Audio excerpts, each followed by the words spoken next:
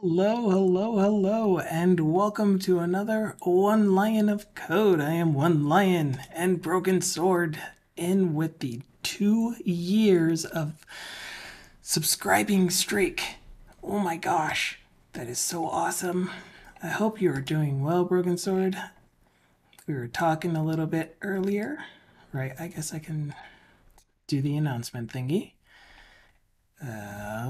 Let me copy pasta. 2 years. That is very insane. That is a lot of coffee you've bought me, and I greatly appreciate it. um, Would you mind terribly posting the GitHub um, repo for the Discord bot? Maybe one day I'll actually contribute to it, because it's doing the thing where it stopped announcing the starts of streams. And I don't want to put that on you. You've already done so much for us. Voice channel, gaming room 1. So I'm going to have 2 gaming rooms, 2 voice channel gaming rooms, 2. Since you got your AZ204, it should be solid. I need to renew it.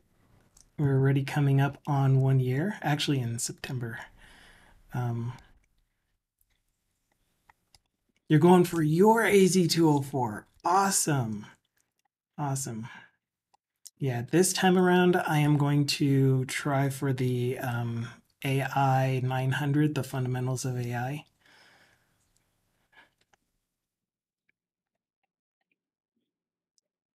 Okay, so that's going to go here. Put you there.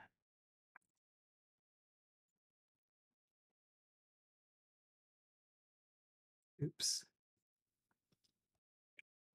No, I keep actually clicking on the rooms when I'm trying to right click. Okay.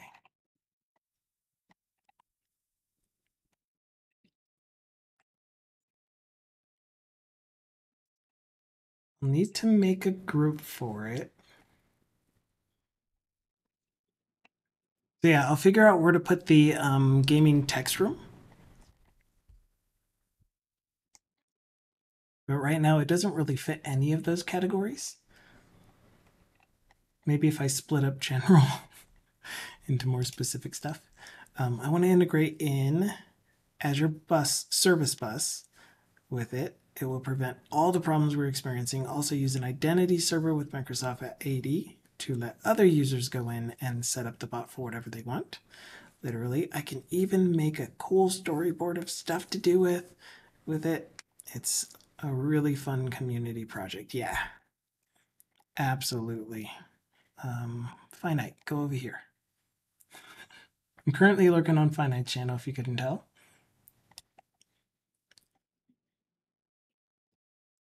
Did I turn the music down? The music is still turned up.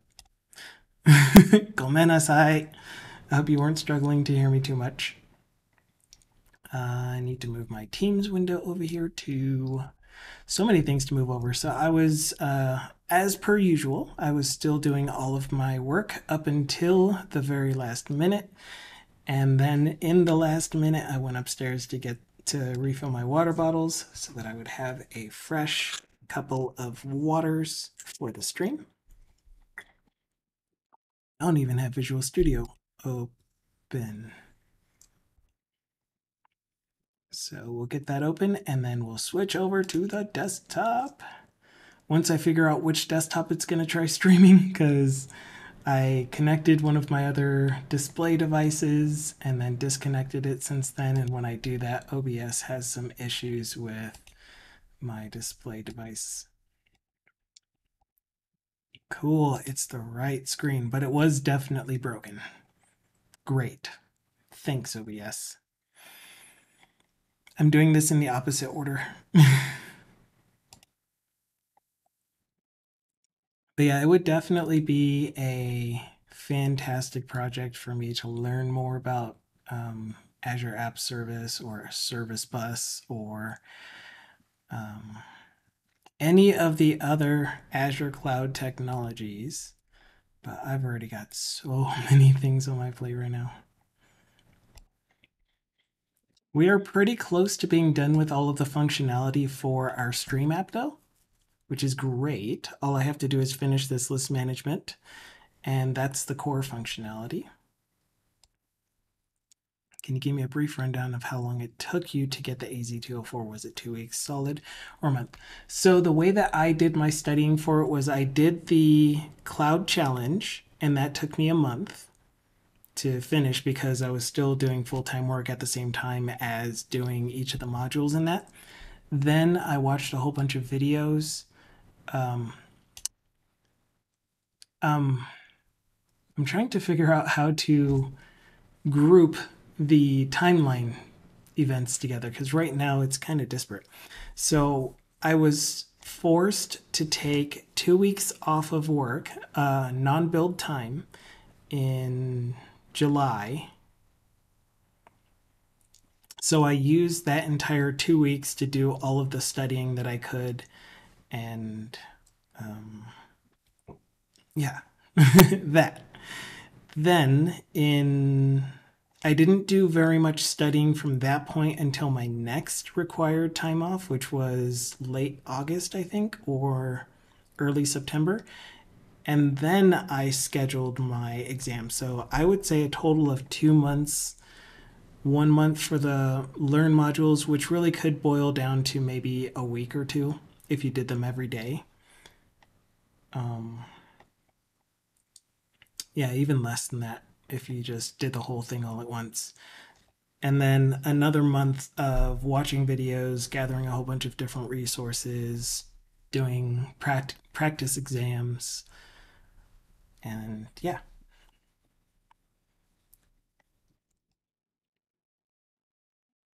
Visual Studio, where'd you go? Need to go over here.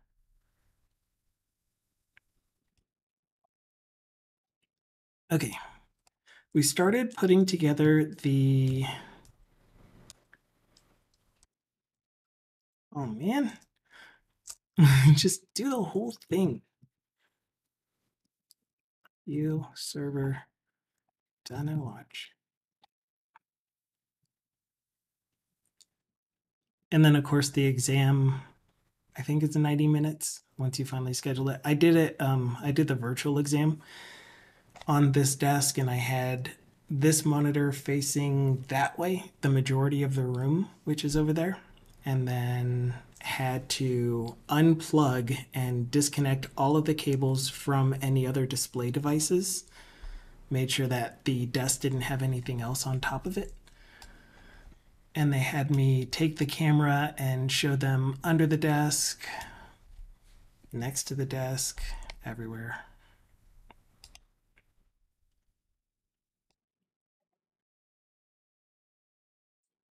But then, yeah, the testing itself was pretty straightforward.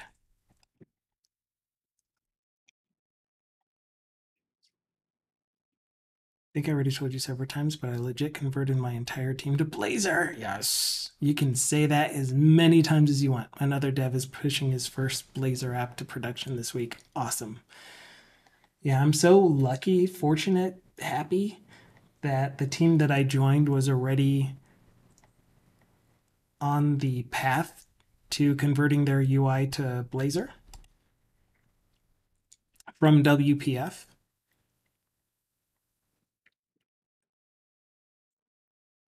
And so when I put together the new UI in Blazor, they were really happy with it. Well, one of the devs was really happy with it. I'm trying to I got put in a really, really bad mood just before the stream. So I'm trying to take that energy and apply it towards productivity. And it's related to my team. And here I am, like I said it before, but here I am trying to invite anyone who feels like it to send me your resume. I can refer you. We have an open position on our team. The dev is leaving, or his last day is this Friday. And he's been with the client for gobs of years, definitely more than 10, possibly more than 20. And he is now leaving.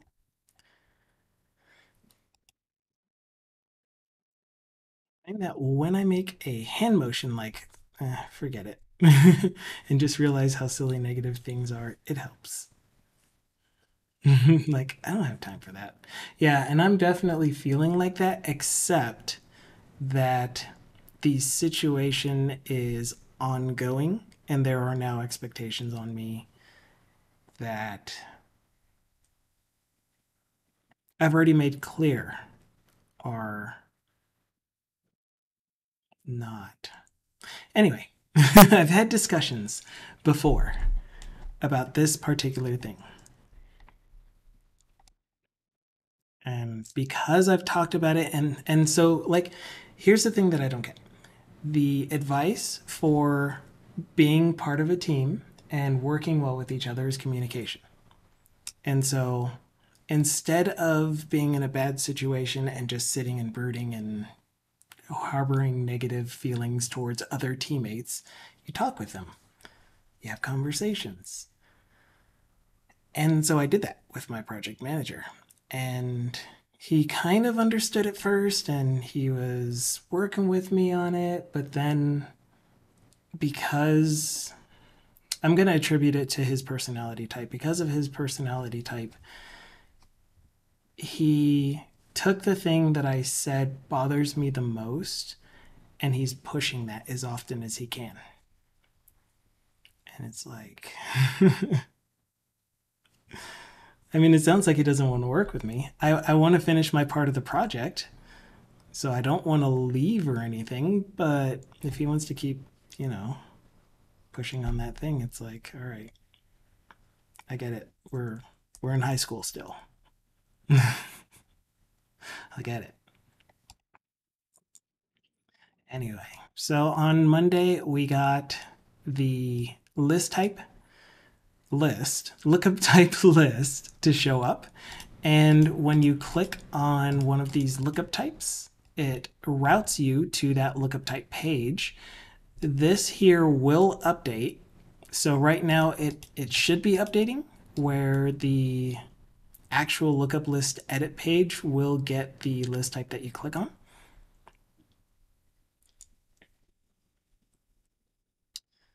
It's just personality conflicts, and that's something that I can work on myself. But if it continues, my choice will be to move to a different team or find another place to work. But the problem is that because of how harsh I judge myself, I often fall into the trap of thinking that there are very few people who would be offended the way that I am about this type of situation. And so it's on me. It's not on my team members to do anything different. It's yeah. But the problem is when the team is constantly butting heads with each other outside of me even before I came here and I'm like we are not being productive and just it's not a good environment to work in. Yeah. It doesn't seem to affect them, phase them, bother them.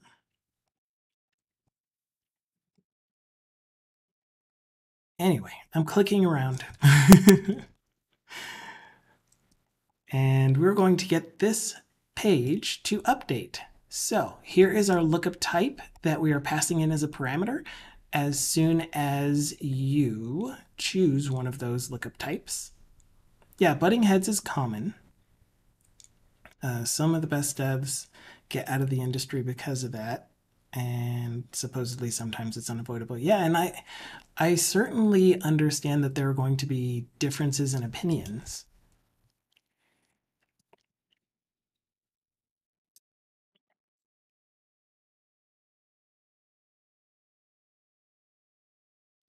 But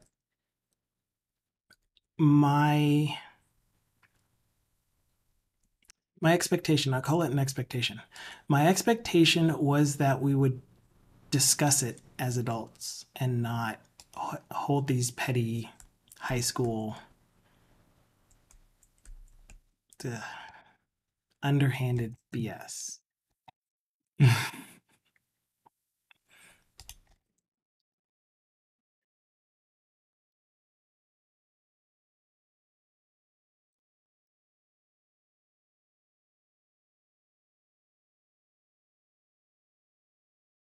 Yeah, and so that's one thing that they'll claim is the reason that they're so passionate about it is because they care about the product.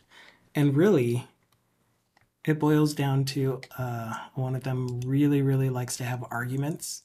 It's what fuels them, it's what drives them. So it's arguing for the sake of having an argument. Another one is like the one that's leaving actually is like, we've always done it this way. I almost did an impression of him. We've always done it this way, and it's stupid that we are changing the way that we're doing it. It's always been like this. Why are we changing things? It's like times change, technology changes, the client is asking for it, we're getting paid to do it. Pick your reason. There are plenty of reasons why we're changing the way it's currently working or not working.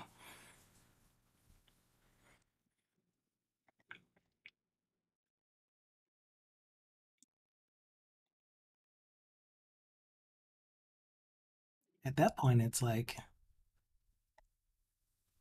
and then the other one is just like, we need to start using these new things like now, like right now, in everything. It's like, there's also something to be said about evaluating a tool to figure out whether or not it should be used and taking some time to incorporate it and getting everyone trained up on using it. So I think we have like had, we will have had the extremes of we need to use the newest, latest, and greatest thing because it is the newest and latest and greatest thing, not necessarily because it is appropriate to use. And we should keep it the way that we've always done it. Why are we changing things? I'm just like, can't we all just get along and work together instead?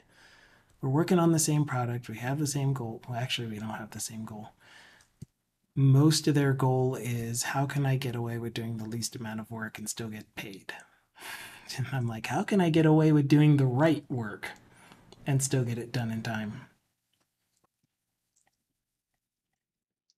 Our priorities are in different places, is what I'm trying to say.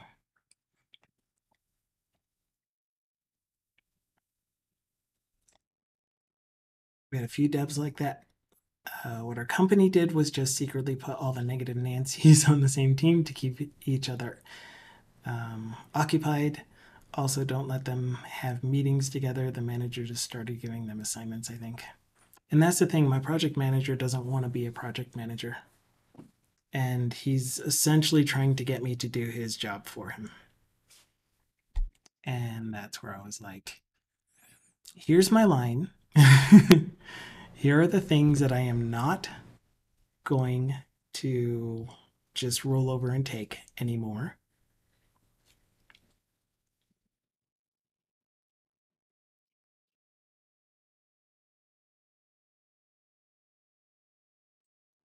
But, this is after talking reasonably with him, or what I hope was reasonably with him multiple times over the past year.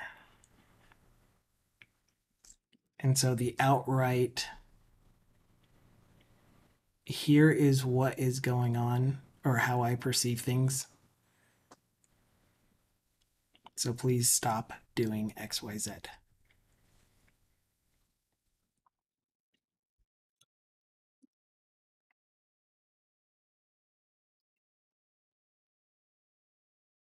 Is this updating yet? It is not updating. Okay, let's look at this page. Here is the page. When we click on a list, we are getting this handle Page changed. Aha. And so the actual list type is not getting set, is what it is that happened. So list type equals list type.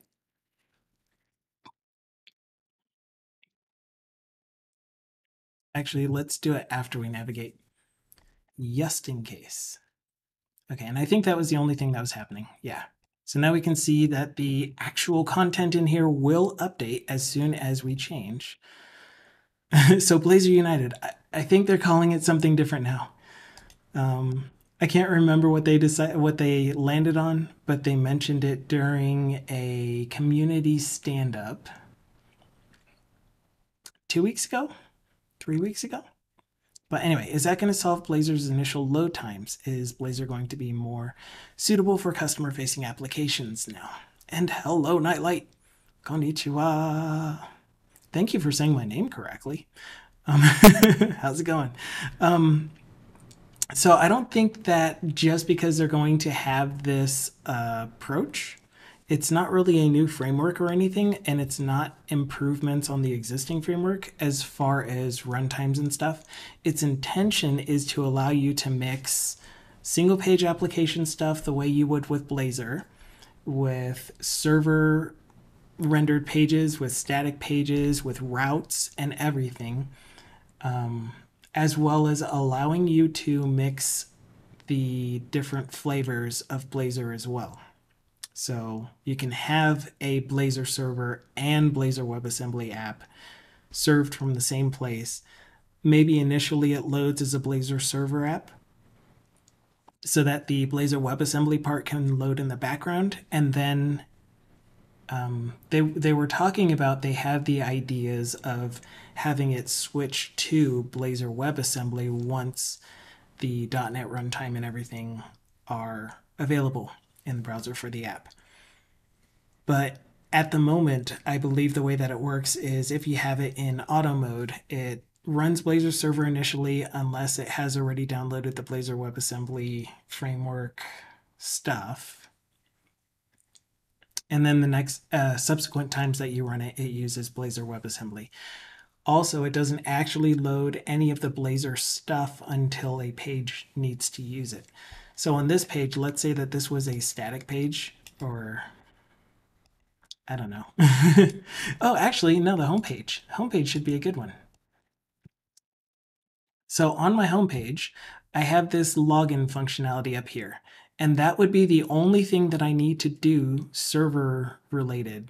Like, actually, not even that. No, it would be something more along the lines of needing to display information in a component as a result of a button click or something.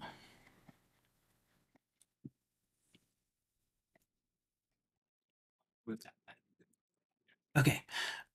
So, like for example, if I clicked on Contact Us, and that gave me this side drawer modal, side drawer modal, this side drawer flyout, if you can find me, and this side drawer would be the only thing that's actually a Blazor component, then Blazor wouldn't even need to load until I start using that component.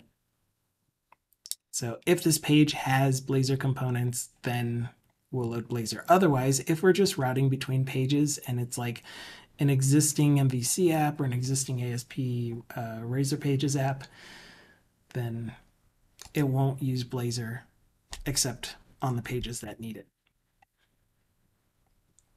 Yeah. At least that's my impression of it. That's what I understood from it. Okay, so we need to start filling in, or two things. I would like to style this, again, general rudimentary styles, because we aren't fully styling this, although I did sketch it out in Figma. And I'm kind of starting to like the actual design that we came up with. It might not be these colors, but in general, this looks like a decent thing. Again, I want to get rid of this. Why are you locked? Don't be locked. I want to get rid of Where's this text input? Why can't I even double click on it? そうだね。何?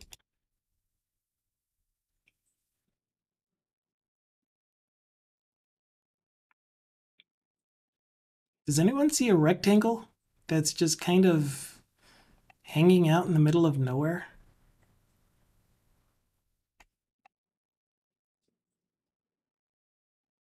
Are you actually part of this thing? No.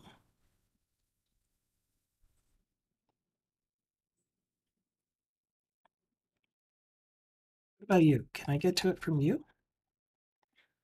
It's got to be this. Nope. That's the top bar.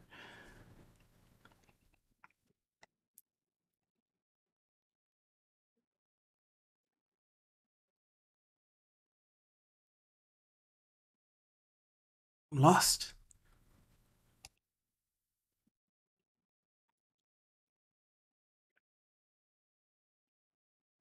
Anyway, I won't be able to get rid of this little text input um, because I have no idea where it is.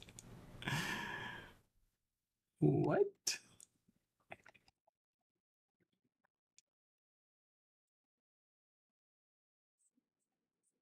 I'm confused. Yeah, this is the table down at the bottom.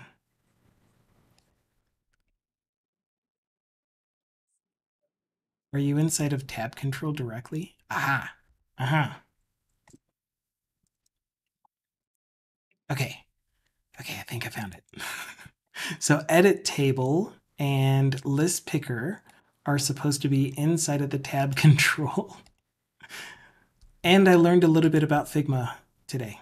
So can you fill me on what I missed for the last year? So we've been working on this project, which is the financial management tracker over the last year. And we got pretty far. I'm pretty sure you've been here since I got the new job, which was almost exactly a year ago, a year and like 15 days. So I'm working for Sogeti, and I'm working with a client on a client project. It's a desktop application that uses Blazor. It's so much fun. So much fun.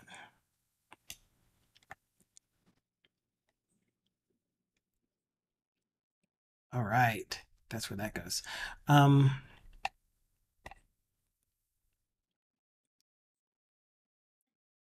on. What else is there to say, though? I mean, we've been working on this project. I got the job at the new place. I'm wanting to no longer have that job little by little, but I still love the work so very much. It's so sad. I don't I don't want to be in a situation where I am unhappy again at my workplace because I'm being treated in a way that I do not believe is respectful.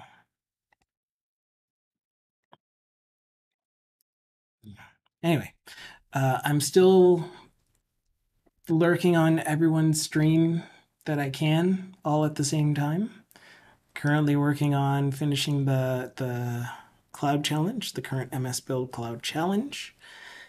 Oh, in June, next month, starting tomorrow, um, the month that happens in one day, I will be on vacation. Not a vacation. I will be on a forced time off, not by my company, not by the people that I work for. I will be on a forced time off for 1 week on June 11th, which is in 2 weeks. And yeah, I won't be streaming for a week because I'll be away. And maybe even the Monday after I get back, I'll need to cancel that stream too, depending on how I feel. And I have a feeling that I will not be feeling, you know?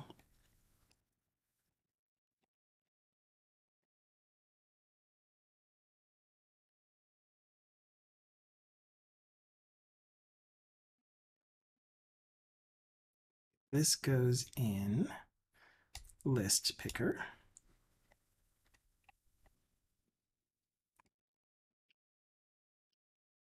This goes in edit table.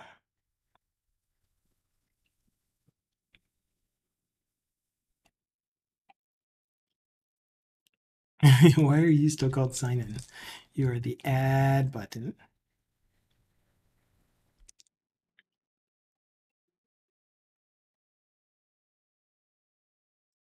And actually, let's do this. Let's group you, call you my new item entry for that. And then this is the thing that I want to get rid of, like so.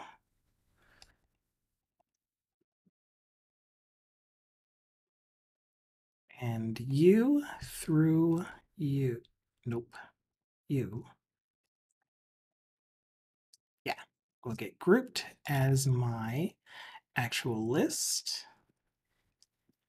Lookup type list.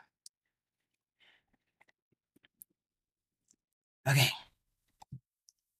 And you go somewhere around here. And I'll have to figure out how to display that a little bit better in future. But that means what we can do is copy this, head on over here. Well, we would do it for all of them, but I don't want to do it for all of them now because I just want to finish the thing that we're working on. Paste to replace. Yeah, and then you can see that the input box is still there because it's in a different area. But I would do that for all of the screens that I made. And so one thing that I learned about that I didn't think to do because I didn't know about them, but in Figma, you can make components out of things. So for example, my base page would probably be this entire window with the menu items. And then each menu item themselves would be a component, a tab. And the tab would have one property on it as to whether it's active or not. And that property will determine whether it has the orange background with the, it'll look like this or it'll look like this. Makes sense? So I could probably show that someday. I could probably show that today. But again, I really, really, really want to get back to this page, which is also this page, and get this styled a little bit. As I showed, just a list, probably have a box around it so that it looks different than the title, and then be able to select the item. I don't know about having a box around it. That's so 90s, early ooze.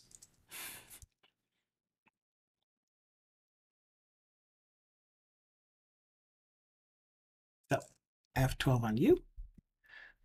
We don't have Sass for you yet. Lookup type list.sass and another .razor.sass. Another thing that I'm starting to look at is I'm doing a lot of these isolated CSS files that are specific to a component, but each component tends to have some reusable components that are specific to this app that aren't part of the component library that I really need to start adding into my general components or general styles, global styles. So for example, actually, I don't have any examples that I can think of. Oh, yeah. So these tab items here. But I think because those are their own components, that's not going to be an issue. They're not their own components yet. And they're only in one place. So I don't know. I found that I'm still repeating a lot of styling inside of these isolated CSS files when I should be putting them in global because they are repeated like that. Yeah, you know? Okay. So lookup type list is going to be inside of this wrapper.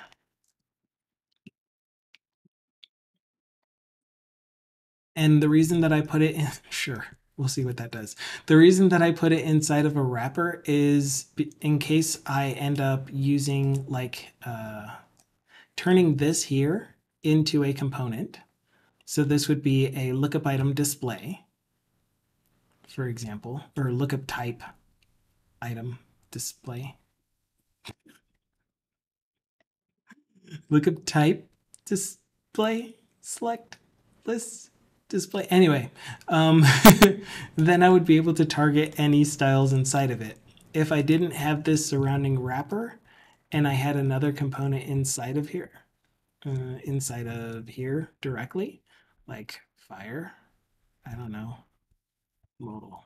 Like if I had a modal in here, I wouldn't be able to change the styles in this using isolated CSS because I wouldn't be able to just use : deep. I don't know if that made sense. I don't know if I'm making sense. I'm a little bit out of it, but we're going to continue on. Show me the page. Okay, so the styles that I would like to put on this are, I want to see what this does. You need to actually compile.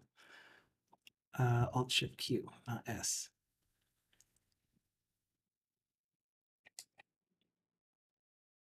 Oh, it worked. Okay, it is rebuilding. And I think I still need to stop and restart it because we added a new isolated CSS file, and it doesn't really reload the way that you would expect it to. So I'm going to go ahead and do that.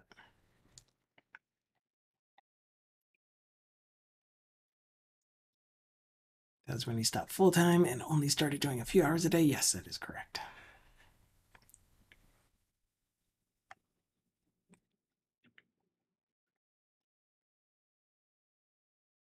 Okay, so there was nothing special that happened from these styles.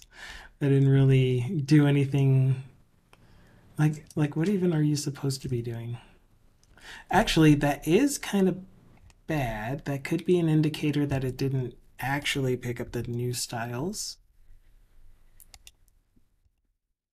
So this thing here should have a margin top of 1 rem. Yeah, so I'm not seeing those styles applied.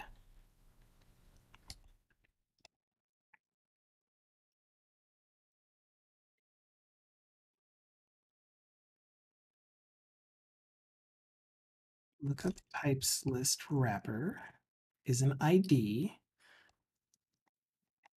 Just give it a background color of pink to make sure that we can target it. Oh, yeah, it did. Well, that was weird. There it is. Okay. So yes, we actually do have a styling, and I don't mind this styling so much if we were going to do a list from the 80s, 90s, but we're not. So we aren't doing that. Instead, what we're going to do is zoom, and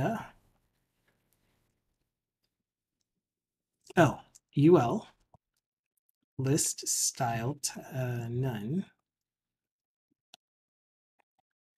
Okay, that gets rid of the bullets. Padding, that moves everything to the left. Cursor will be default.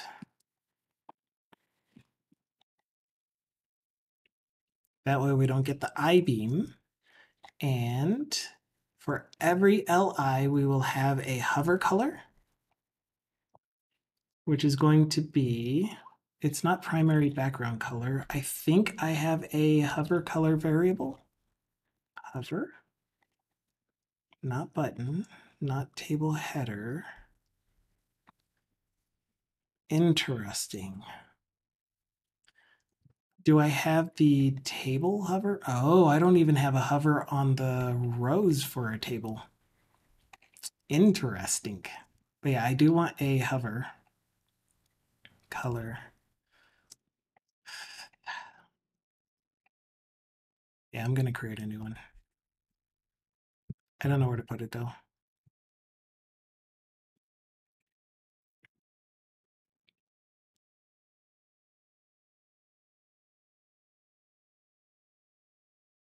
Yeah, this background color. I don't understand why it does that. It gives me a good suggestion. I hit tab and then it gives me a different thing entirely. I'm like, no. List background color. Right. So right now I think it's having this selected when really I want the suggestion that it was giving me selected.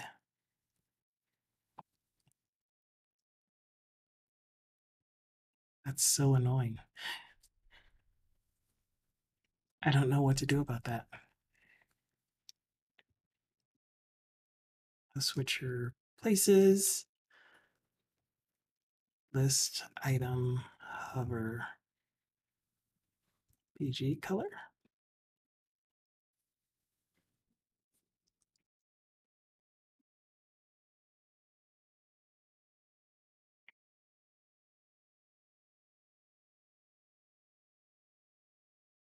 Okay.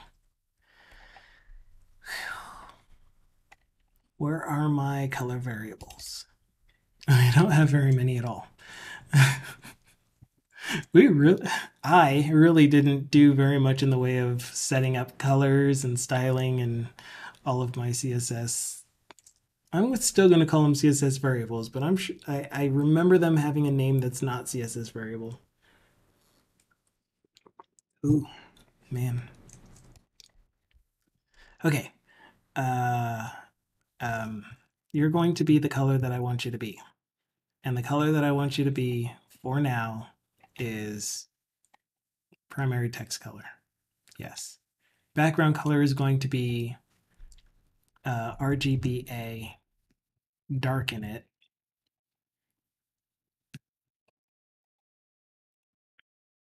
The hover foreground color is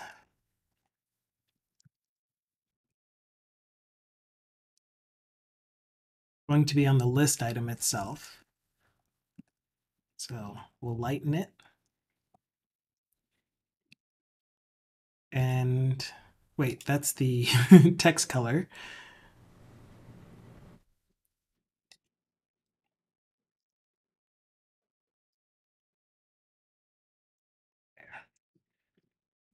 And this way we can override these as we come up with our actual styling with the actual colors that we want for this without needing to change the styling on the component itself. So there we go. Background color will be our, actually we'll start with this. Background color of the UL will be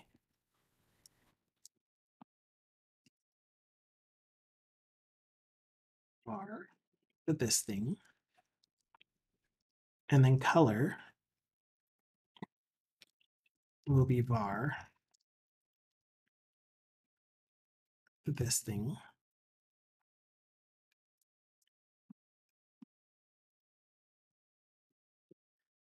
Cool. Then we will have this for you, except you are going to be list item, hover.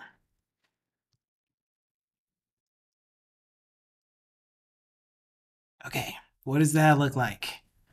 We have some hovering now. We have a slightly darker background. So now let's put some padding on it. And the padding is actually going to go on the list items themselves as far as left and right padding so that the selected background color will appear for the entire width of the UL. And we actually don't need the title on this page. I'm getting rid of that, or a component. Because we're essentially just picking one of these in our list management page. And this is essentially a nav, which is why I don't really want it to look like a list. I would rather it look like a navigation and then have an active. So let's see if we can add the active. So class equals her lookup. Her lookup is equal to list type. Oh, no underscore. Why doesn't it have an underscore? It should have an underscore.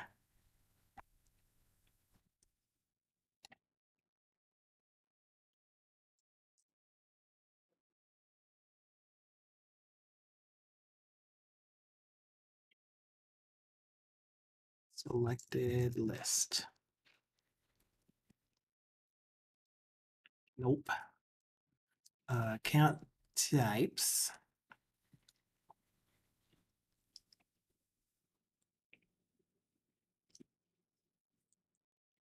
That's not good. What am I doing?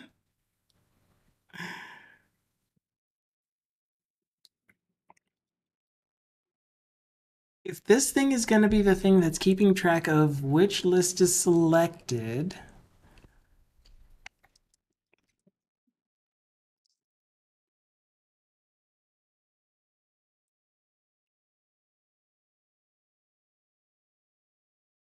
I'm going to need a way to update the selected list from outside of this component.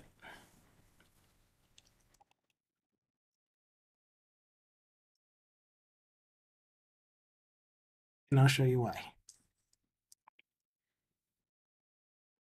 The reason why,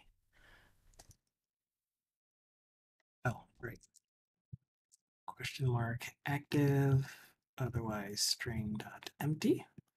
The reason why is because when we come to this actual page, we can put in any valid lookup type.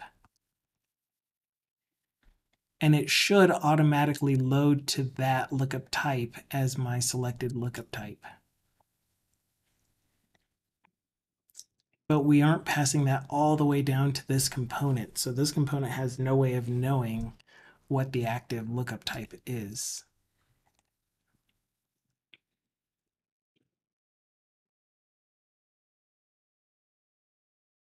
So what we'll do is we'll create a two-way binded parameter. Parameter public lookup list type active lookup list type. Because I'm good at naming things, can you tell? And then instead, this is going to be called changed. And so this is how you set up two-way binding. You have a parameter and you have an event callback of the same type of that parameter that has the same name as the parameter with the word changed at the end. And then anytime that you change that parameter,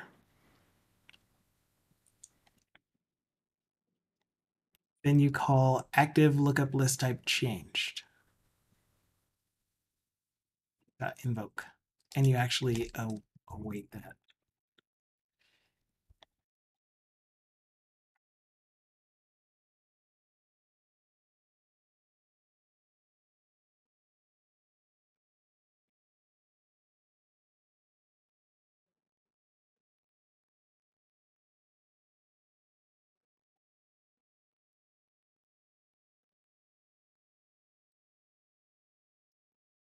Are you going to complain at me for setting the parameter outside of or in code? I don't think so. It looks fine. All right, then. We're going with it. Let me select this thing. Copy. Pasta.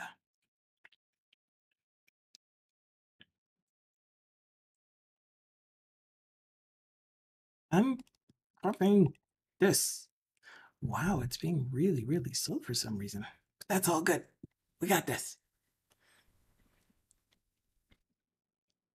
Oh, that was nice of them. So I'm lurking on Finite Stream, and some it looks like a couple of people from the stream had followed me. That's really nice of them.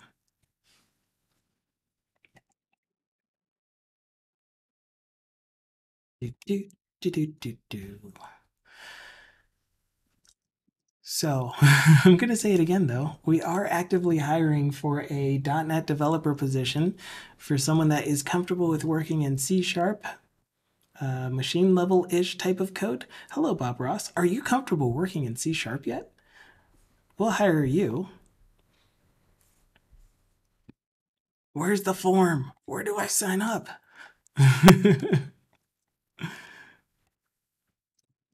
Probably not. I know you can, and it would be so awesome. Can't wait to hear what kind of stuff you get up to once you're done with school. Like even while you're in school, I mean, you get up to some really cool stuff. But once you're done with all of that and you're out there, I still got to be streaming it. True, very true.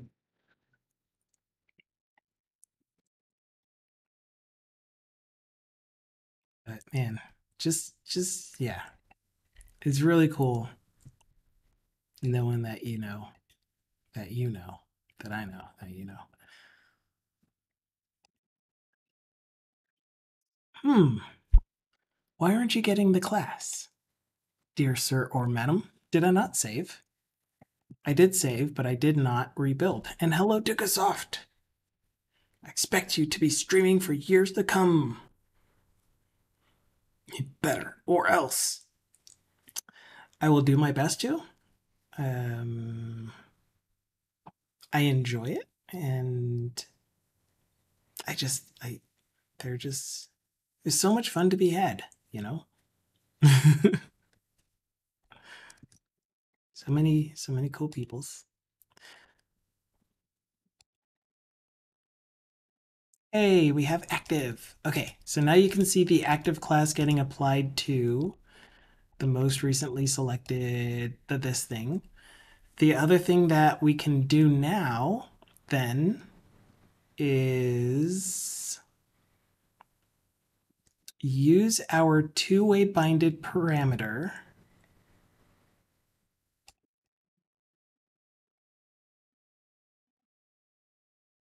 Yeah, and that's how we'll do it. That's how we'll pass in the actual pages, the thing. So in order for us to see, I am just like totally dropping words left and right. In order to see this actually work, let's get the styling for active to just create a hover or a background color. It's going to be the same color as our list management active button color. So, and active. And we're going to make sure that the hover does not override the active. So we are only going to apply the hover color to non-active list items. Background color is going to be whatever color we have for the main pages is. Barbarossa says, I currently working ransomware for Greyhack game. with a face that it made for your closing parentheses. That's funny. I gotta specify that. You don't have to. You could just let people believe that you're a questionable person. I don't even know what I'm saying. Wait, really? It actually gave me the right styles? Active tab button background, active tab foreground. Active tab button background, active. Wow, it gave me the right styles. Okay. I can't be getting banned on Twitch. 1,426 lines of code. That's how much you've written for the game so far? Just encrypt files and take a ransom of $3,000. Yeah, that much code would probably you could just work an honest job and make more than that.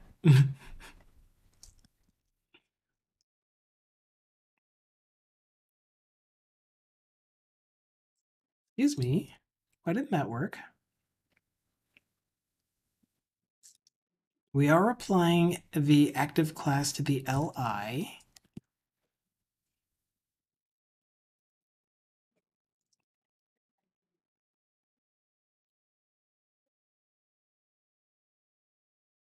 It's not. And you did recompile, right?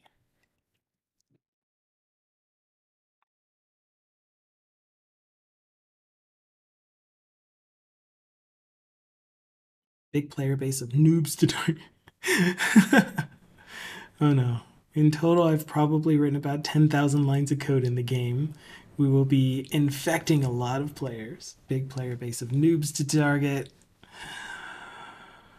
Please don't target me. I would cry. I would break.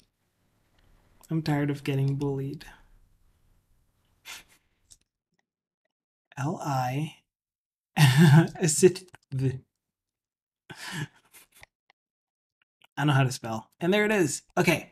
So now you can see that our active list item is being indicated in some visible way. So what we want to do next then, like I said, is to be able to navigate directly to one of the list management pages and have that list item be the active item. So let's set that up. To set that up, we go to our list management page and we will go ahead and so I think that I have some extra logic happening. That's why I'm going to go ahead and continue using the callback instead of using the two-way binding for this.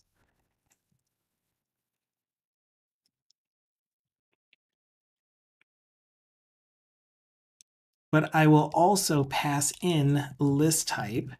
But that also means that this page needs to be able to get the active list type as well. Oh my gosh. It's turtles all the way down. Dukasoff said handsome wear. Oh yeah.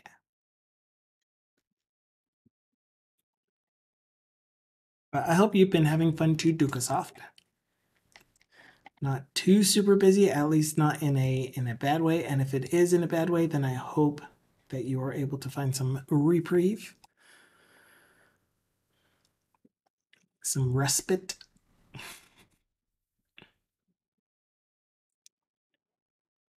Um, I don't know. List type is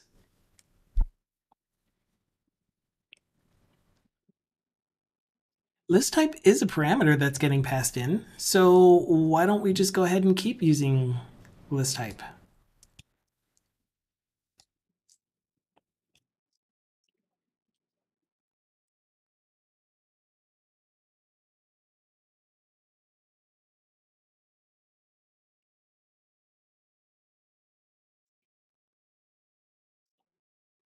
That should work.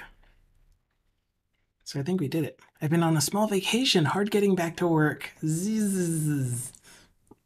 That is awesome. I am so happy for you that you were able to take a break.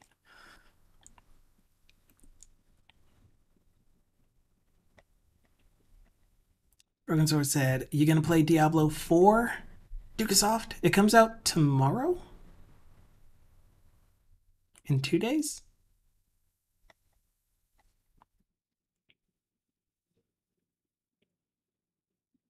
Tomorrow night is early access. Ah.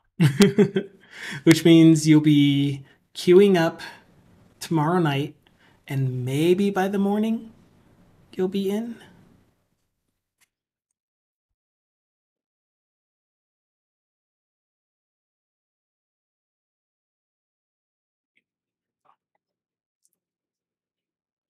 Mm. You hate Win 10 virtual machines. They are so slow. You played the server slam. It was actually pretty good. No lag at all. Awesome. I have no other way to test the ransom. Oh, wait. I'm currently having someone test out the malware for me. I have no other way to test the ransom otherwise. So you're pretty much conning someone else into taking the brunt of it. You could just run it on your own machine and ransom yourself.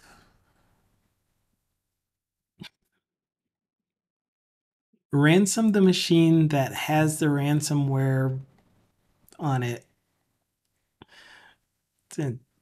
What?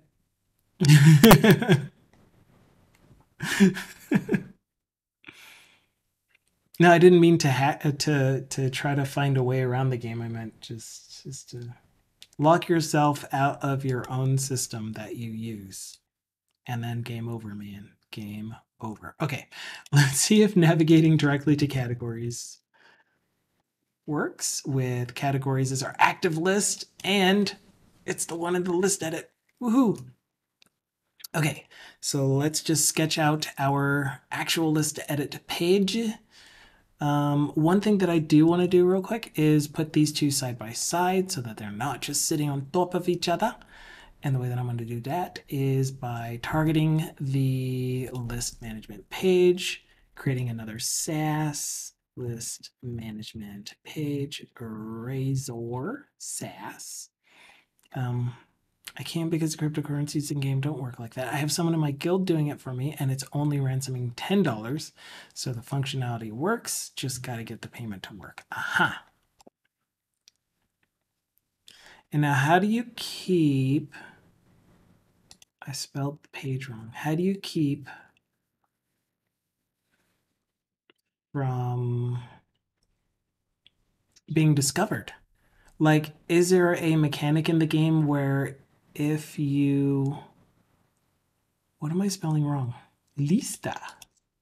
If you get discovered, are there penalties?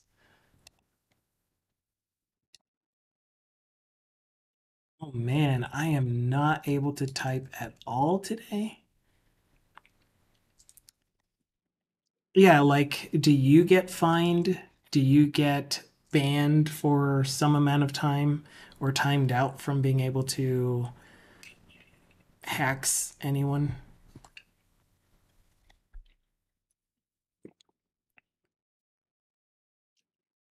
Didn't buy it yet. It was bad in beta, says Dukasoft. I don't remember whether I tried it or not. I don't think I did.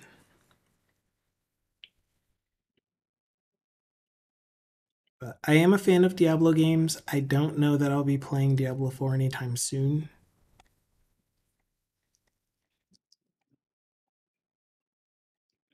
Personally, only when hacking NPC missions. When you hack NPC missions, you get 3 warnings. If you get caught more than 3 times, you have your machine wiped and you have to start again. Yeah, that kind of thing. That's why nobody keeps data in game.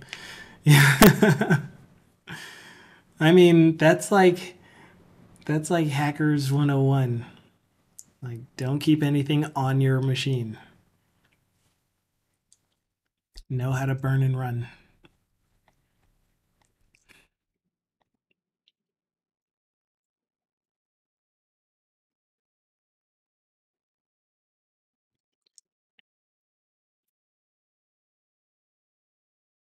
And in the ass when you get wiped. Yeah. That's kind of funny because, anyway. I see what you did there without intending to. Or maybe you did intend to.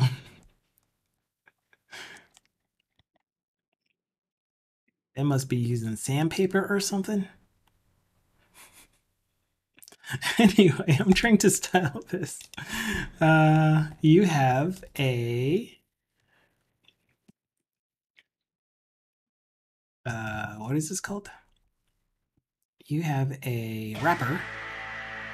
Apocalypse. Not even Apocalypse. Dugasoff stole Apocalypse's intro song. But he just wanted to wake me up. It's over 2. Oh, got him. You sure did. Thank you so much for your bits. They are very nice.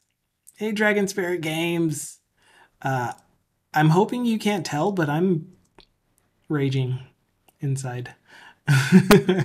But I'm gonna tell you anyway because it's my only outlet at the moment. List management wrapper. But that's fine. We are still getting code done, and I love coding. Like it's fun because I can be angry and also having fun and enjoying myself, but also frustrated. And you'll know it because I giggle or snicker after everything that I say that's related to the topic because I feel uncomfortable being serious about it. So I just avoid it. Excuse me, why is list type not a thing? Because it's lookup type. It's lookup type? Well, what is it? Code behind.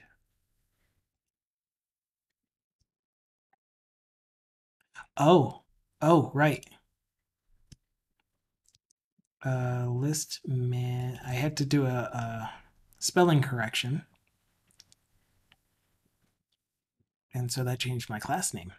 But anyway, other than that, it's really good though. Are you streaming today? Do you have a schedule that I can look at? If you guys do not know Dragon Spirit Games, he's awesomely cool. How do you do this? How do you anything on here? Yes, in 21 minutes. Awesome. Awesome. I will be lurking on your channel as soon as you start. I forget how to anything on here. Shout out Dragon Spirit Games. How did your Jam Gam go? How did the Game Jam game go? If you aren't following Dragon Spirit Games, he is a game dev using Unity and primarily works on a game called Gaia. It is a game kind of about his daughter. His daughter's name is Gaia, and she will be going on adventures and journeys and meeting other gods, and it sounds really cool. But if you're not following, the follow button should be showing for you above if you feel like it. It went not so good. Laptop was not helping me and did not have enough time. A refactor messed up everything. Oh, that's sad to hear. I wish I could help you out with your development computer situation, but the only thing that I can do for you is hope that it gets better. Hope that you are able to procure some better hardware. It sounds not so much fun. The other thing you might consider is if there is a way for you to use a cloud development machine, like not Code Spaces. Whatever the new thing, dev, the new Microsoft thing. But I have no idea how much that cost, and it might just be that that's also not within your budget to be able to pay for. We went affiliate last week. Awesome. So good to hear. That is so very cool. Very, very good news. Bob Ross says, I wish people would stream Greyhack, but it's not really a game for streaming. It's like extremely simple to get stream sniped. Ah.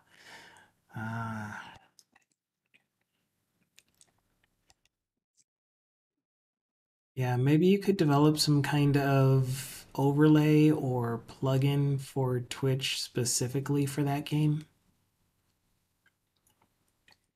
where you're able to stream what you're doing without giving away enough information for someone to be able to hack you back.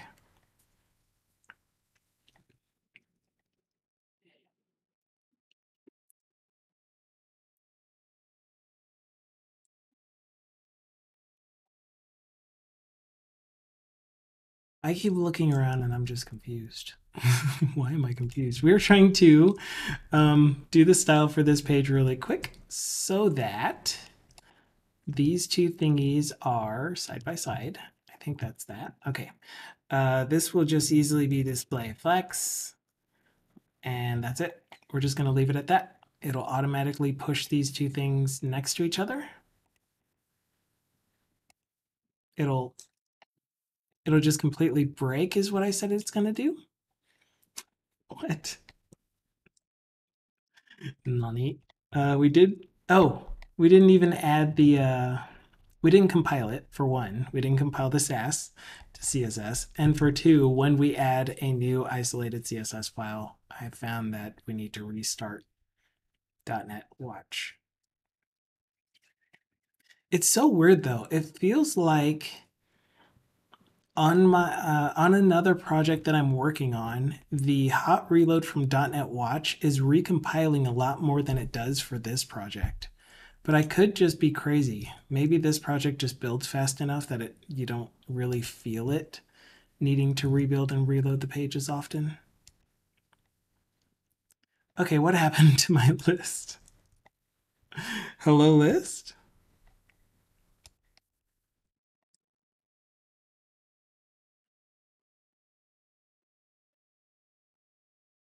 Oh, okay. So the component that I'm using didn't get renamed either. So back on data entry page. Yes.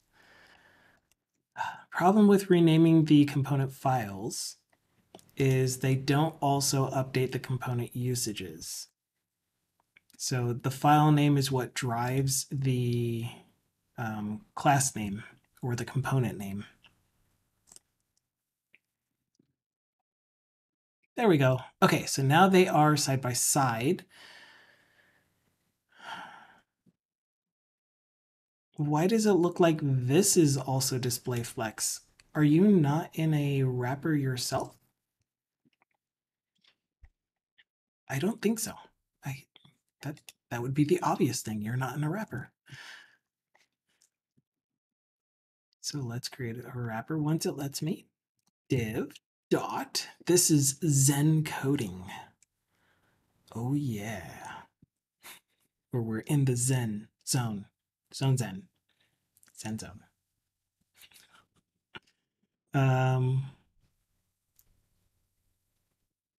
What would happen if I did this? Nothing. I was like, is this new syntax for Zen coding? I don't think so. But you aren't a data entry wrapper. You are an ID, because there's only going to be one of you, called list item edit. List type items. List type items. List type items wrapper. Okay, and this page, this component will also get a lookup list editor Blazor SAS. Oh, I guess I've been meaning to add. I mean, I think you've said it before, Dragon Spirit Games, but is your heritage actually Greek? If you feel like saying so, definitely don't have to, especially if you've already gone into lurk mode and are getting ready for your stream.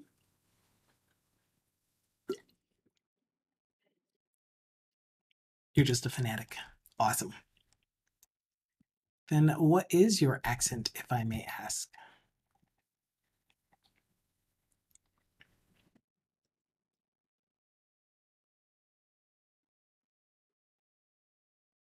Read every book by Stephen Fry on the subject. It's Dutch.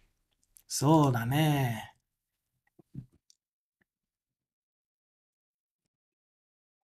My wife is Peruvian. It almost sounds like my like my blend of I don't know what to call it. My upbringing, I guess.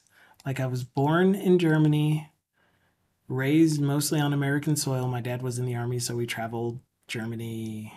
Actually, Germany, I think, was the only foreign country that I lived in while he traveled for our army, but mostly in the US. And both of my parents are Puerto Rican.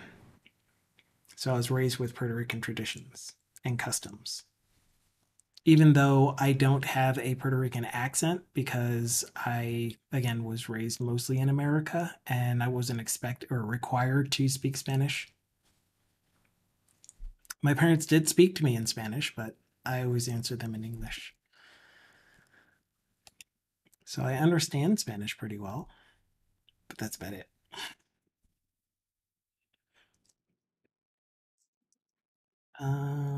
Okay, so they're side by side. Let's add some content in here. What will the content be? The content will be, when this page loads, we're going to need the lookup list. Oh, excuse me. You didn't hear that. My wife speaks Spanish to our kids. I speak Dutch. We speak English, and sometimes I also speak Spanish. That's a nice mix. Sounds interesting. Lookup list state.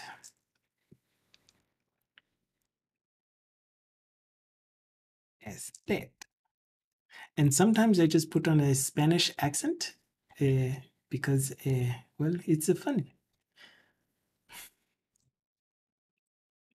I hate the crypto API and gray hack, says Papa Rosso, just like that.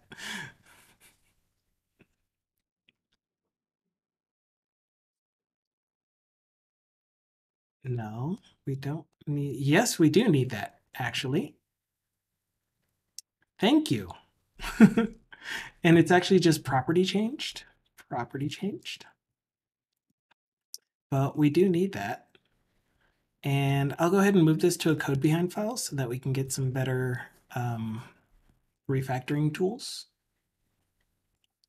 So please to create this method for me. And for now, the only thing that we're going to do in this method is invoke async. Excuse me. State has changed. Man. It already contains a definition for lookup list. Oh, because I didn't save the razor file. Got it. I've got it. I've got it. I've got it.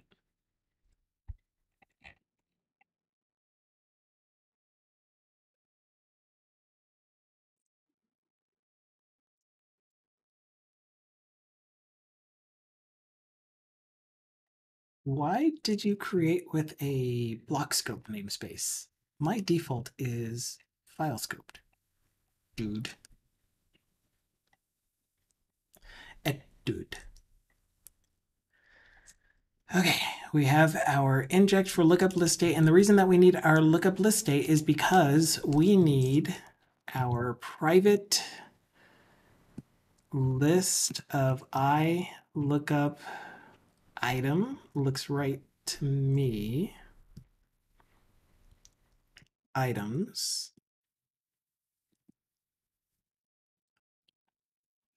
Why are you trying to be a property? You're a private field.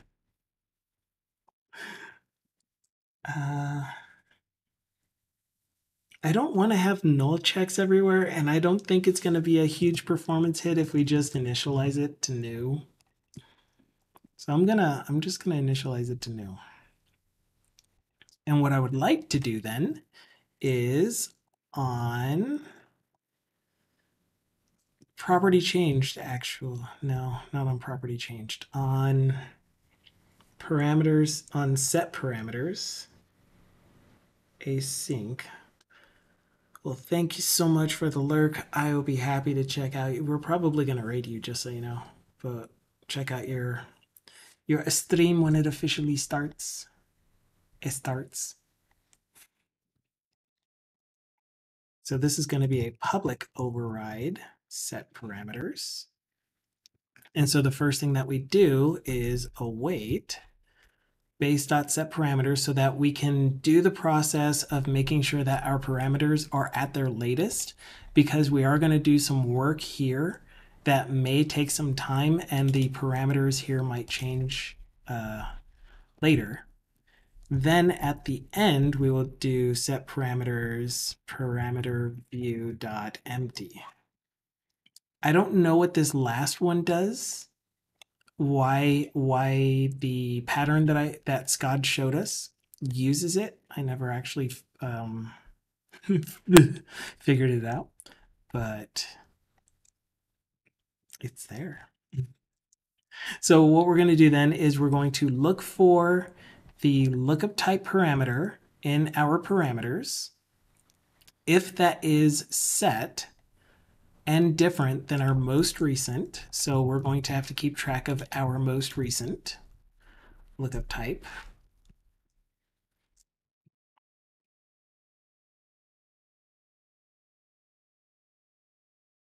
And so if it is different than our most recent lookup type, then we will want to get the new set of parameters, of lookup items to display. So how do we do that? We check if parameters that try get value lookup list type name of lookup type. Okay, so what this is saying is check the parameters that were passed in to find the parameter lookup type and get its value and turn it into a lookup list type for us automatically. Output it to LT, var LT. If that was successful, then, oh, and, may as well do it up here. And that lookup type is different than the last lookup type. Then the first thing that we'll do is we'll set lookup type equal to that parsed lookup type. Then we will get the list items async.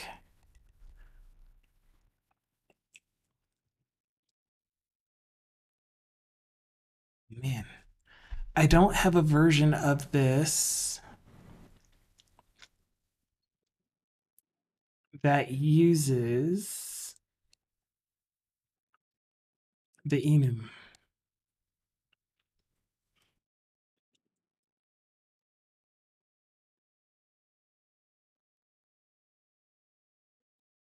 But I do have a version that gives me back an enumerable. Oh, but it's still of a specific type.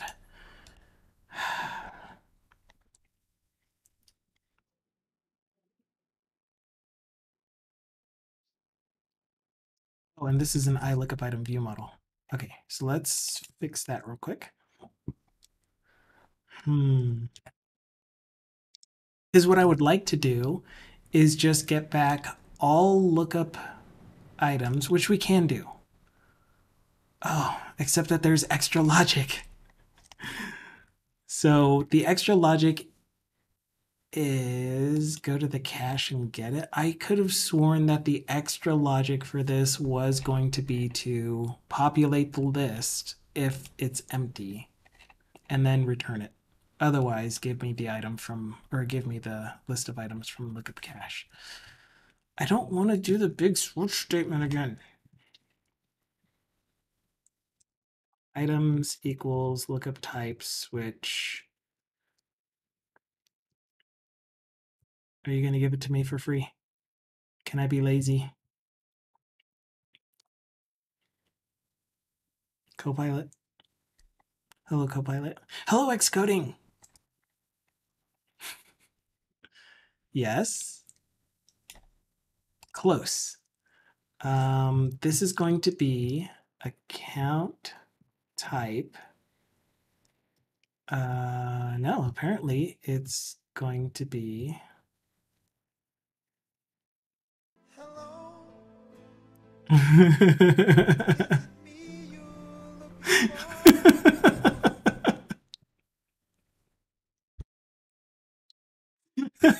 That was nice. Hello, live coding. You will always have my permission to be lazy. I will always have your back when laziness is concerned. I think I just need to import tables.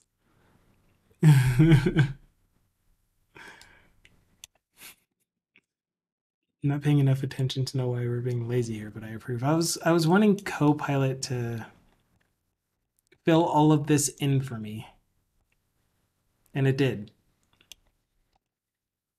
So I appreciated it. And not only that, but it got the payee lookup view model instead of using lookup item view model payee. So that's really nice. That's really nice. We aren't going to use recurrence type because we're not going to be able to manage that list. And that needs a comma. Copilot is a beautiful piece of kit. I'm mixed about it still. Sometimes it's good, sometimes it's not. It's almost always good for inspiration.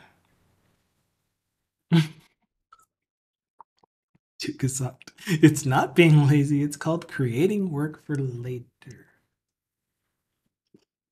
Well, hopefully by the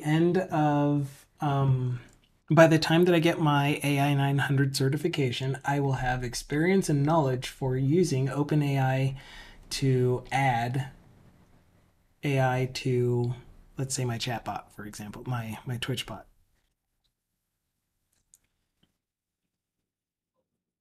It's like leftovers. They're delicious. Oh my gosh. We have leftovers, in case you're wondering. They're yours.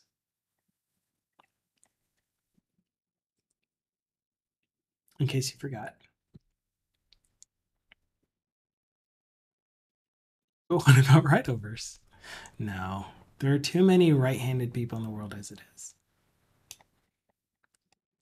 Um, what am I doing? I'm trying to iterate through this list so we can show the items. Dang it. Let's just do that real quick so that we get something on the screen. We're going to use a table. I don't like using tables. I don't know what got me out of the habit of wanting to use tables. Instead, I would prefer to use ULs and LIs or grid.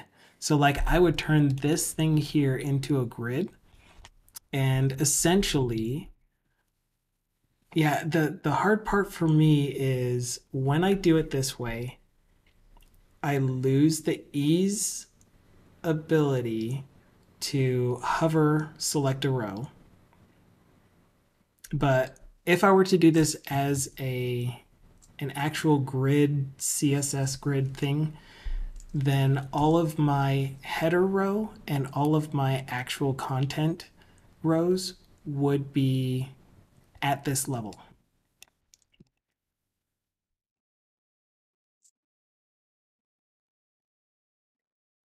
Yeah, there were many blog posts shaming the use of tables, even pre-CSS layout days. Yeah, and I like the main reason that I remember it being bad is because tables were being misused, where you would use a table to style a page as opposed to present data.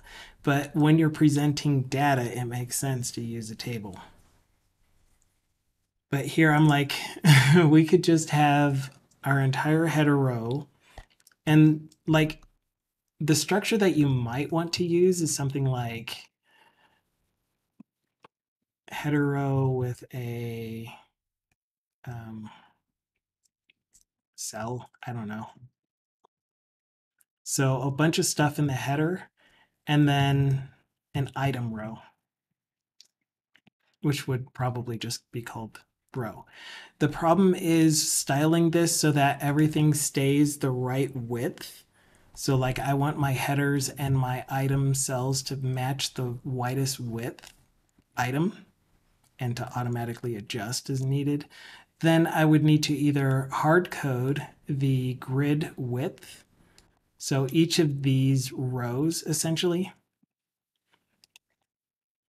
would be display grid and grid template columns, and then I would hard code the actual grid template column widths there. So here's one from 2009.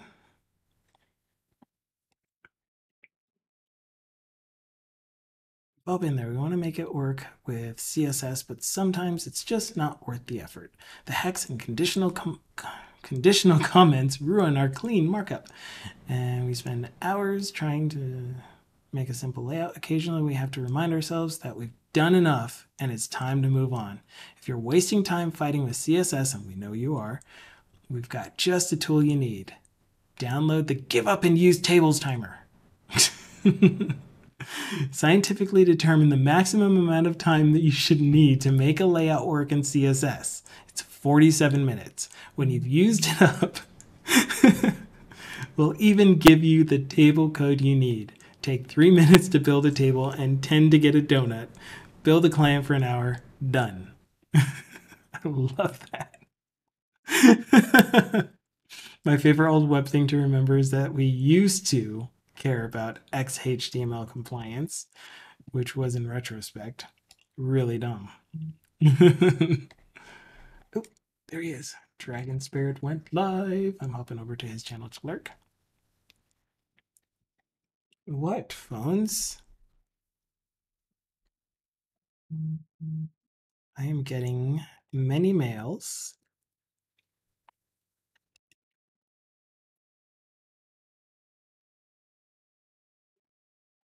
Many mails.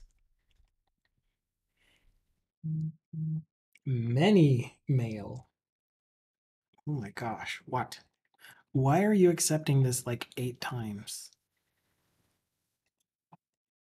So, like, one of the things that we do in our team is if we're going to be out of the office for an extended period of time, then we add a calendar event for that amount of time. And then we send the calendar invite out to all of the I don't know what to call them, all of the affected parties, all of the people who might try to get in contact with us. So, you know, the out of office assistant that we have with Outlook. No, it needs to be a calendar invite so that everyone knows that you are going to be out of the office for that amount of time. It's a weird concept to me. But it's probably standard. It's probably normal. Once again, it's just me being weird.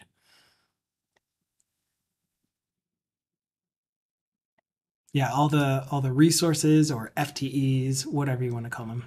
Because for me, it's my teammates and the stakeholders.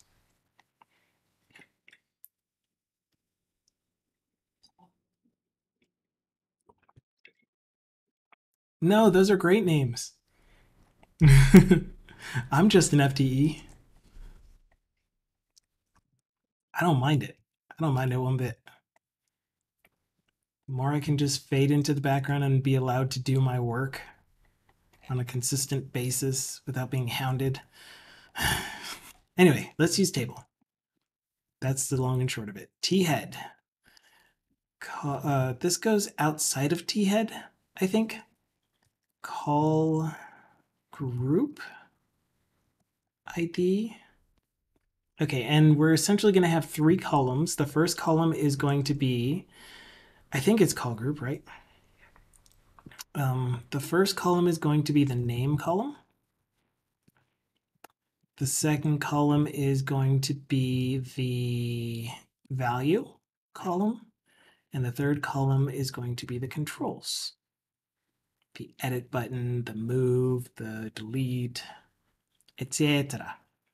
So that way our 3 headers can have a scope of column, and this is good for accessibility. It lets people know what to expect when they are just listening to the structure of the page being read out. And this one is just going to say, oh, nope, nope, it is not going to say name. Oh my gosh, did I forget that this app uses um,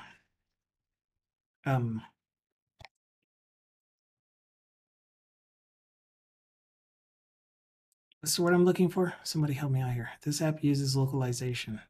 So I will be using the dictionary version of this. You forgot to put this in a TR. Tiara. I was like, why is it green? Why does it hate me so? I don't know why I duplicated it before doing this, but shared localizer service. Hey, I remembered it. Okay, so name, value we're going to need to add to the dictionary.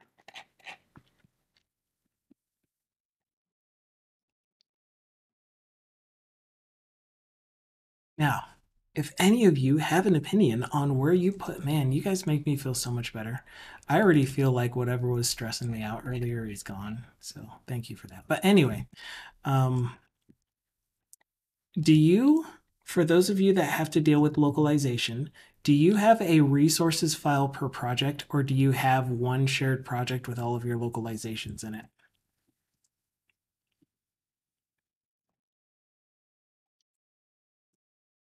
Is you can see the approach that I'm taking, at least for this application.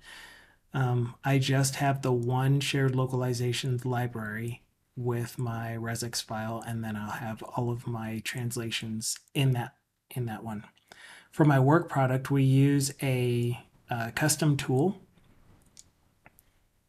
in WPF. In my WPF app from 11 years ago, we did. Don't remember, but it was real bad. Yeah.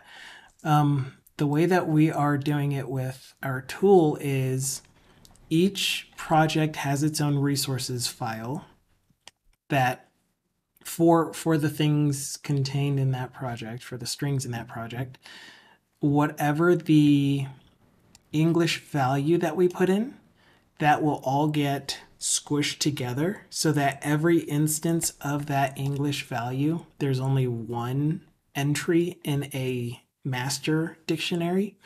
And then that master dictionary exists in a MasterDB project for localizations so that when you build, it will generate a localization C# file that has all of the translations for it for the different languages.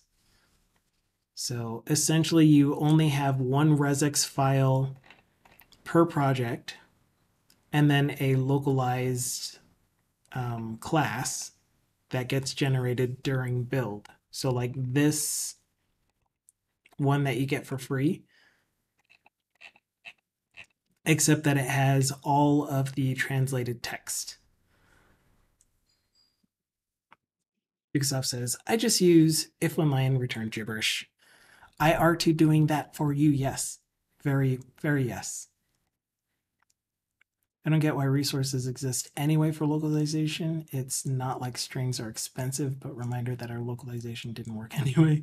So just FYI, everything I say was based off the experience I got on the non-working localization. Yeah, so for us, again, when we actually do our CI build,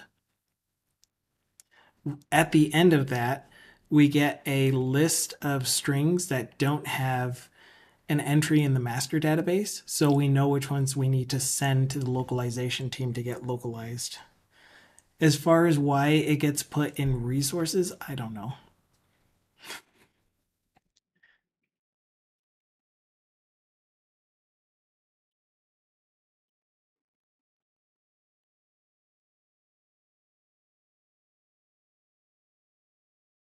I'm sure it could be put anywhere.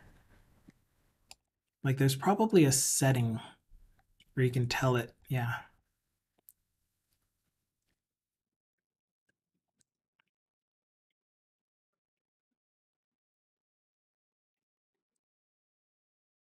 But like for us, I mean, it's just the place that we put our initial language versions of the text that we want. And then because we have the resource file set to access modifier public, it does code generation for us. And now we can use it as a class and access those static variables.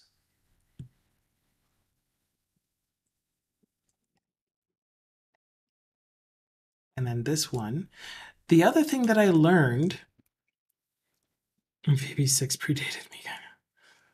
I think resources make sense for heavier things, maybe, but I assume resources exist as a holdover from BB6 days. Maybe. Maybe. Tukasaur says, I feel old now. Did you know that if you have a header cell that doesn't have content in it, you should not use TH? I don't remember what the reasoning was for it, but when I ran our UI through an accessibility scorer, that was one of the things we got dinged on.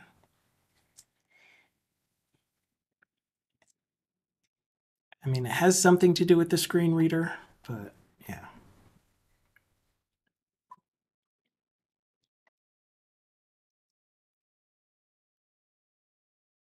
So actually, what you are supposed to do, now that I remember, is have a screen reader only content.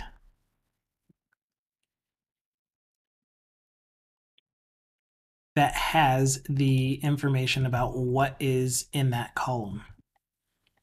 And so what's going to be in this one are going to be the controls.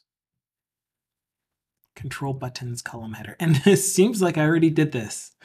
I may have already told you this before.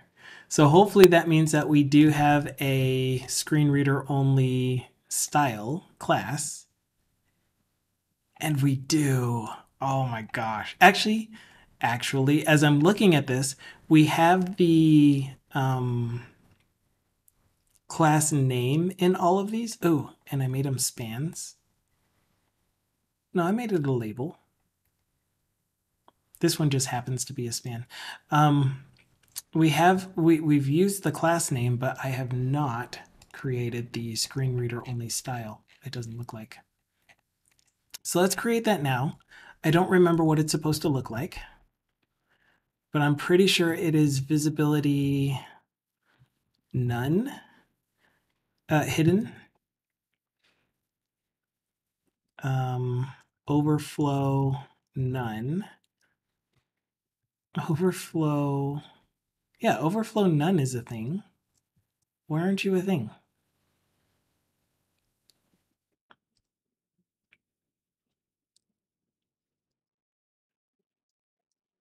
Overflow hidden. Oh my gosh.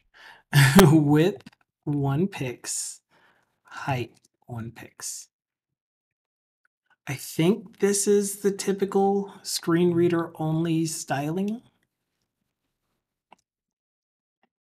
Let's ask a couple places. Excuse me, Bard.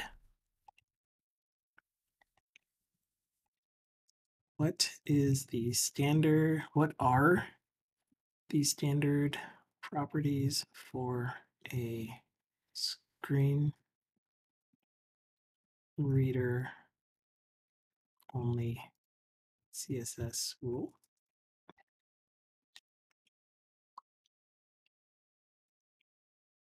Display none, visibility hidden, aria hidden, true.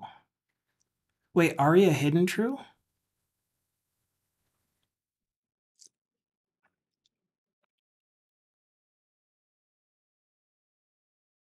Oh, okay. I thought aria hidden was the opposite.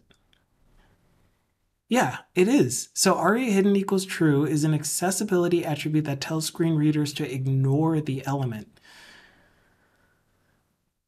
This is useful if you want to hide from sighted users, but you still want them to be accessible to screen reader users. That sounds backwards.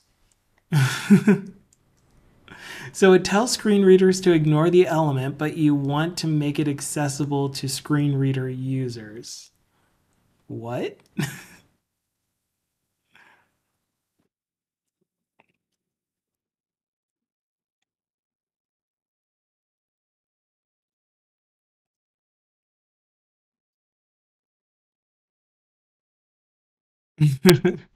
Well, thank you. And hello, Uxel. Ux the third? I already forgot.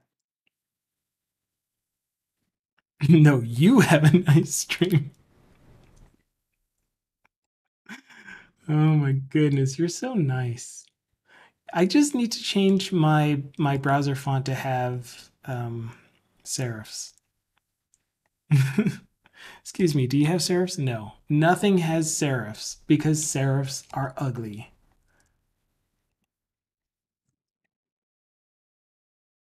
Does my notepad have serifs? My notepad has serifs. There we go. They are L's. Excel.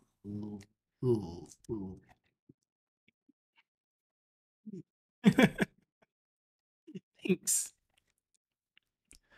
Okay. All right, so we have our table.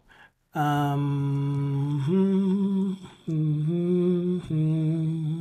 have our screen reader only style. We have our screen reader only column. And so now in our T-body, we will have a breakfast. If yeah, this is why I want items to be nullable. I knew I was going to run into this. I knew I was going to change my mind. So if we make items nullable, then we know that if it's empty, we haven't populated our list of items yet. Although,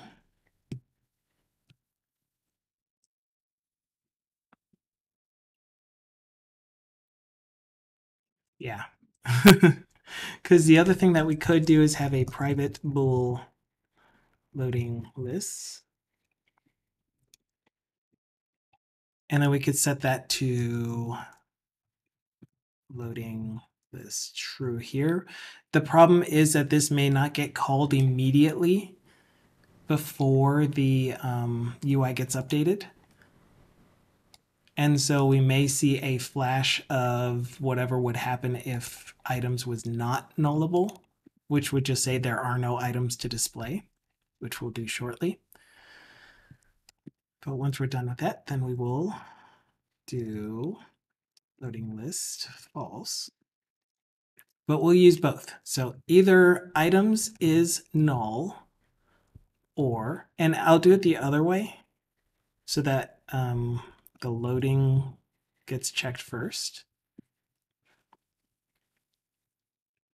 Loading list. So Uxel says, I'm trying to learn clean architecture for my projects, but I don't know DDD. Should I learn DDD first? Live Coding says, let me sell you on a different idea. Vertical slices architecture. And here's a YouTube sample repo on his GitHub. I approve of this simplification of architecture. If Amin were here, he would say, definitely do DDD first.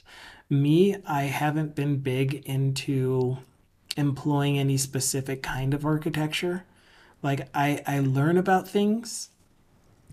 Let's accept that for now. I learn about things, but and then I employ what I believe to be best practices, but I don't associate those things with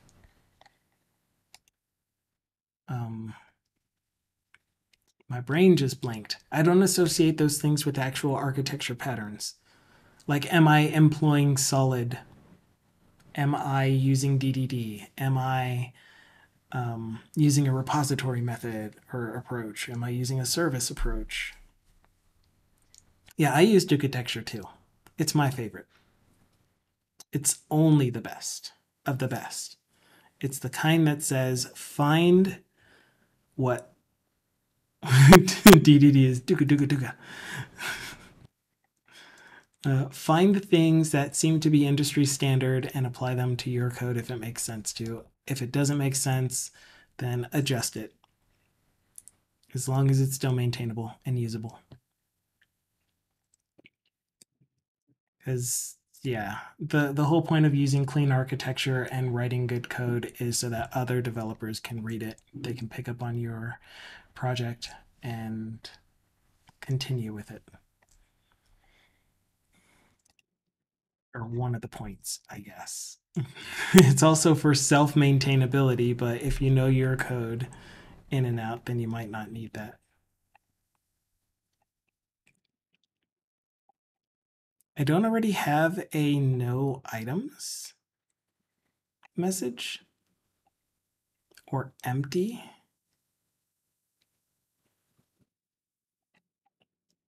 Yeah, I apologize that I can't give you a very good answer that is based off of empirical data because I don't pay that much attention to it. But again, I am extremely mindful of, is the code that I'm writing something that my team, for my work product at least, that my team would be able to look at, understand, and modify themselves.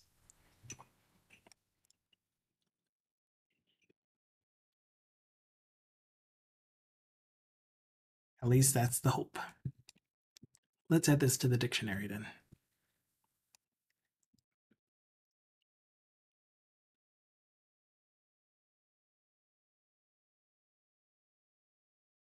Go away. You're in the way.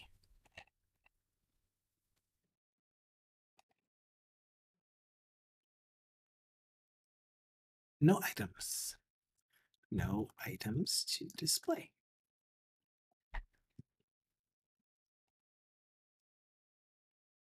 The other thing that I was told, at least for our team and the way that we have done it always, is that I should never, ever, not a single instance of why I should ever have all of the words in a localization, in a localized string, be Pascal case. So, for example, if the only place that I am going to use add, if the only place that I'm going to use add account is as a page title or as a modal title, then this should still say add account like this. And it's like, that doesn't make sense to me.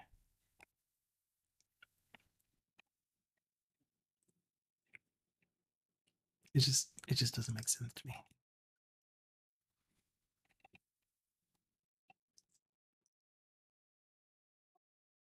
Because presentation wise, come on. Oh, it's going away. Presentation wise, it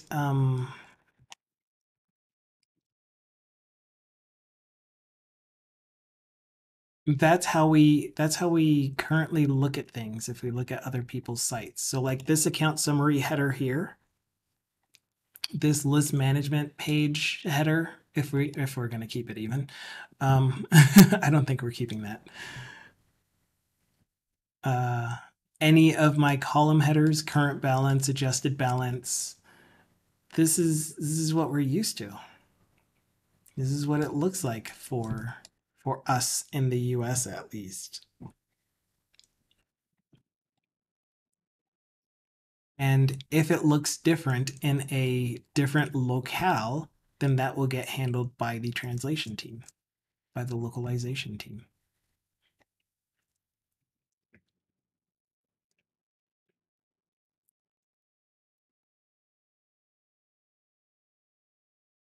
Am I right? No, you're just being an idiot.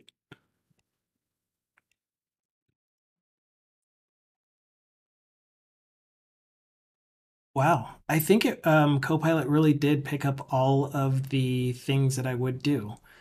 I would have a call span for my spinner, except that this isn't the spinner that I would use. I guess that's different. Um, and then if there are no items after loading, then we display the message that there are no items to display. Otherwise, we loop through all of the items and display them in a table row where the first column is the display. Second column, I had to update these a little bit though. Second column is the value, and the third column is the two buttons that we're going to use. But we're also going to have a move button, so it didn't quite get that either. We're going to be able to rearrange. And also, I don't like using at symbols when you don't need them. Okay, so code behind. Let's create these two methods.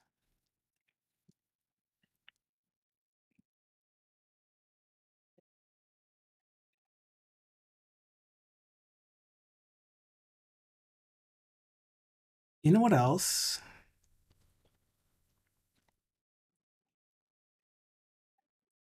I need this to be a copy of the lists from the cache because each of them are going to need to be put into a change tracker, into a comparison tracker. So we'll do that eventually once we start getting the functionality, but we are making some good headway. Finale. Task. I look up item view model. Item. And actually, we're going to not make these async yet because we're about to quit for the day.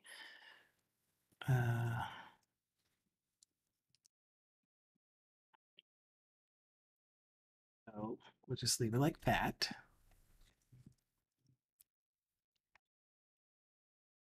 What do you guys want? Based on previous edits, oh, it doesn't access anything, so we can make them static, but it will access instance variables. Okay, so what this means is now we should be able to see content, items, and there are categories. Okay, so I need something for when the lookup list is loading as well. But yeah, that was really weird that it said no items to display as opposed to loading, because loading list would have been true and items would have been null.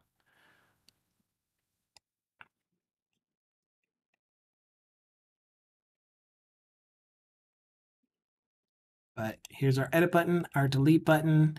Here are our account types, our category. Hello, categories. Categories is giving us back our account types. No neat.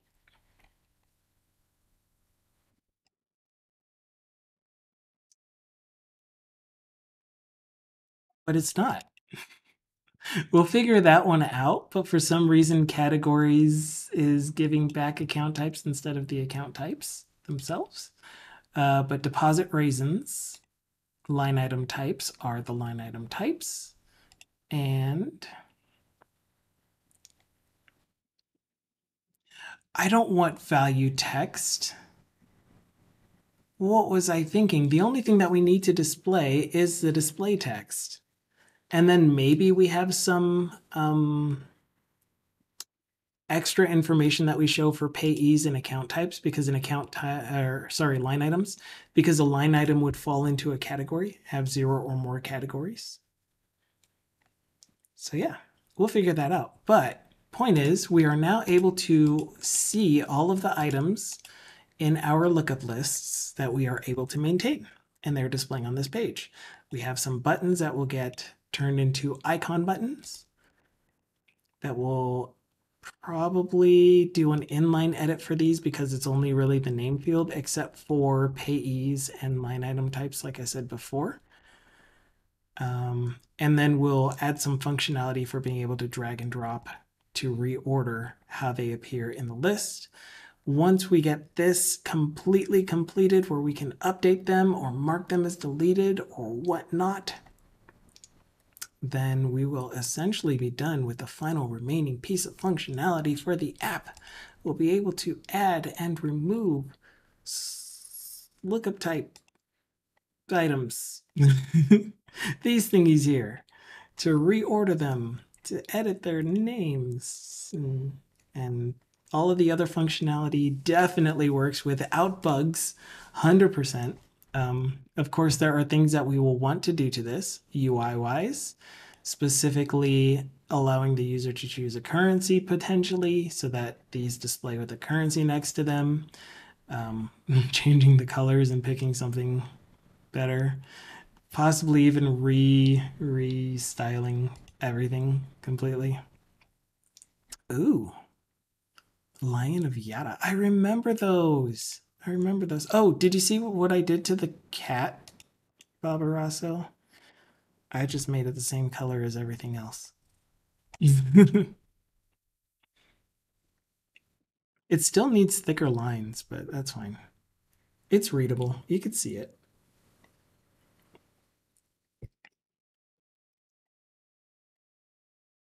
Anyway, let's go to this scene. This scene is where we are. So thank you all for hanging out with me. Thank you for putting me in a better mood. just by being you. You probably didn't feel like you were doing anything actively, but you did, because you're awesome. So thank you so much, Live Peter, for the recommendations to Uxel and the descriptions. I didn't even read those out. So DDD is .NET. In .NET is often taught wrong, and that's why I'm pointing you to Jimmy's talk. His refactoring talk shows, by example, a few good ways to encapsulate your domain, which is the only valuable part of DDD in code. And then Uxel, the non-code parts of DDD can also be learned, and I don't have a good resource for that, but I learned ubiquitous, for example, ubiquitous language and what a value object is by myself. Very cool stuff. Thank you so very much. And that is an awesome little Sedalix emoji. I love that. So yes, as Discord posted, join me on Dukasoft. As Dukasoft posted, join us in Discord if you feel like it. We have a pretty good community of really helpful people, so friendly, so nice, willing to answer questions and help out where they can. I will be posting this video no sooner than the recording of this stream no sooner than 24 hours after the stream ends. I already told Dragon Spirit Games that we're going to rate him. And I did raid Sedalix more recently than Dragon Spirit Games. But I am lurking on Sedalix's, or will be lurking on Sedalix's channel as well. But if you feel like it, hang out with me as we head on over to Dragon Spirit Games. I talked to you about him earlier today. He is a game dev working in Unity, so you'll still get to see some .NET. He is Dutch, apparently, but he's working on a game called Gaia. It is about his daughter. Wait, that doesn't look like Unity. Oh, he's an AE sprite currently, making some sprites. AE sprite? I never know how to pronounce that app. But the one where you create pixel art. Among other things. Sprite. Sprite. From one drawer to another. But yeah, anyway, I will be back on Friday. Friday will be community day, so if there are any topics that you want to talk about, bring them with you, or let me know ahead of time if you feel like it. And I will have the Discord voice channel open for most of the stream, if not the whole stream, depending on how technical stuff goes, or my mood. But yeah, join us then if you feel like it. Ciao for now. I'll see you when I see you, when you show up again.